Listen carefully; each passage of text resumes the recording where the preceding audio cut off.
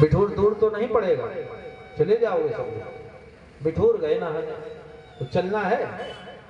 बोले बिठूर नहाने गए तो सोचा अगर स्नान घाट में नहाएंगे तो पंडा को कुछ पैसा देना पड़ेगा। तो बोले नहाए कहां, क्योंकि कृपण बुद्धि थी, कंजूसी मन में लगी हुई थी। तो बोले ऐसा करो, सुबह सुबह का समय है, 4 बजा है, क्यों ना मुर्दा घाट में स्नान कर दिया जाए, तो वहां कोई अभी आया भी नहीं होगा। सीधे वाले घाट में न जाकर मुर्दा घाट में गए, स्नान किया, जो डुबकी लगा के निकले, भगवान जान गए मेरा भक्त बड़ा कृपण है, आज इसका उद्धार करना। भगवान ने तुरंत कहा जजमान की जय हो। अब महात्मा फिर डुबकी लगा गए, जान गए कोई आ गया।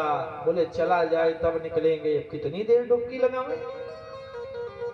सर्दी का समय, माघ का महीना, अगर ज्यादा देर रह जाए तो कहो निमोनिया हो जाए। निकल पड़े। भगवान रूपी ब्राह्मण बोले जजमान की जय हो। बोले आप कौन? बोले हम इस घाट के पंडा बाबा हैं। बोले महाराज यहाँ क्या कर रहे हो? बोले हमने सुना था कि तुम्हारे जैसा कोई दानी आवेगा, हमको कुछ दान करेगा, तो हम तुम्हारे जीवन की जय जयकार करेंगे।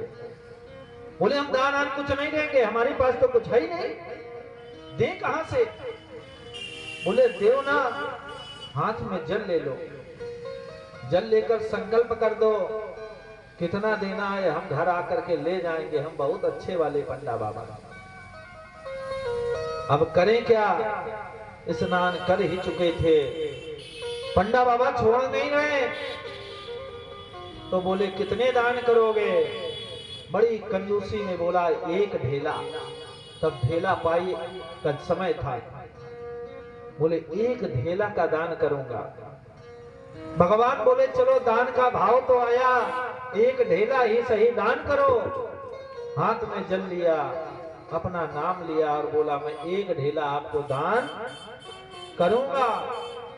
मन में विचार करता ना ये हमारा घर जाने, ना हम इनका घर जाने, हमको ढूंढेंगे कहां से, कहने में क्या जाता है। इधर से देवकी नगर चौराहे से बैठ जाएंगे रिक्शा में, ऐसे घूम के निकल जाएंगे, कोई क्या जानेगा कहां आए कहां गए। लेकिन अंतर्यामी परमात्मा से कुछ नहीं छिपा। इतना मन में सोचा तो बोले बेटा तू डाल डाल में पात पात, मैं अभी पहुंचता हूं। सेठ जी इधर उधर करते हुए पहुंचे और घर में पहुंच करके दौड़ करके गए थे, पसीना भी ना पहुंच पाए।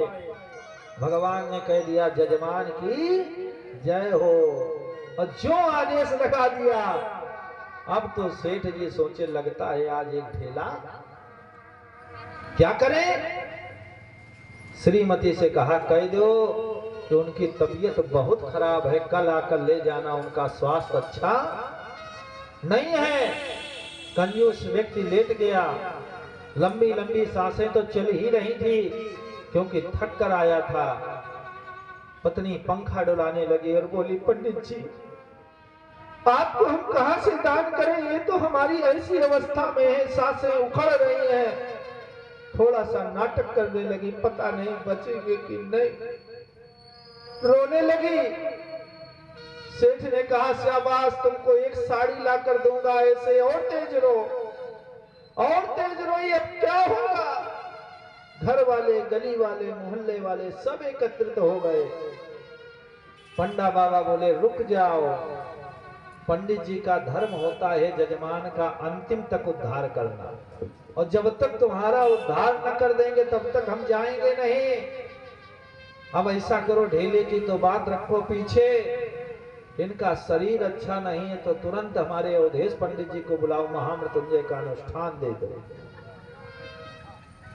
कहां 1 ढेला जा रहा था, आज 100-500 रुपए जाने वाले हैं। सेठ जी बोले कहें कुछ नहीं, हमें एक कला आती है, सांस रोक लेंगे और कह दो कि मर गए, मरने के बाद अनुष्ठान होगा नहीं, जब सूतक लग जाएगा और 13 दिन पंडित जी रहेंगे नहीं, तब तक हमारा कार्य बन जाएगा।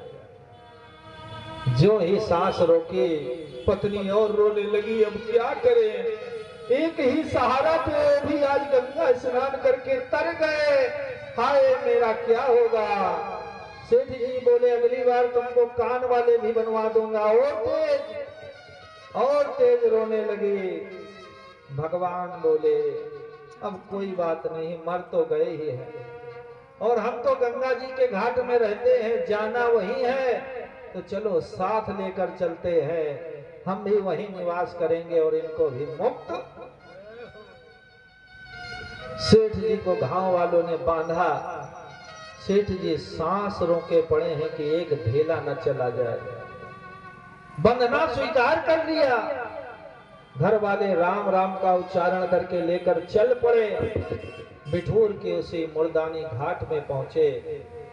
शरीर को खोला गया, स्नान कराया, चिता पर रख दिया गया, लेकिन सांस, आंख तक नहीं खोली। धीरे से आंख खोलकर ऐसे देखते तो भगवान का दर्शन करते पंडा बाबा खड़े। फिर आंख बंद कर लिया। भगवान जान गए ये जलना स्वीकार करेगा लेकिन दान नहीं करेगा। भगवान ने धीरे से कहा, सेठ जी आया हूं बैकुंठ से, सुनकर तेरी कौल, अब उठ जाओ हे प्यारे, दान करो मुख बोल। जो मुख से बोला है ना वही एक ढेला दे दो, नहीं चल जाओगे, क्या होगा। तो सेठ जी बोले आए हो बैकुंठ से, मेरे प्रभु जी दौड़, तभी उठूंगा चिता से, जब ढेला दीजो छोड़। जब आप एक पैसा छोड़ोगे तभी उठूंगा, नहीं जल जाऊंगा, मर जाऊंगा। ऐसी निष्ठा होनी चाहिए हमें अपने सनातन धर्म को। जल जाओ मर जाओ लेकिन राम नाम न छूटे। भगवान ने चतुर्भुज का दर्शन कराया और उनका भी उद्धार। ये कलयुग की घटना है।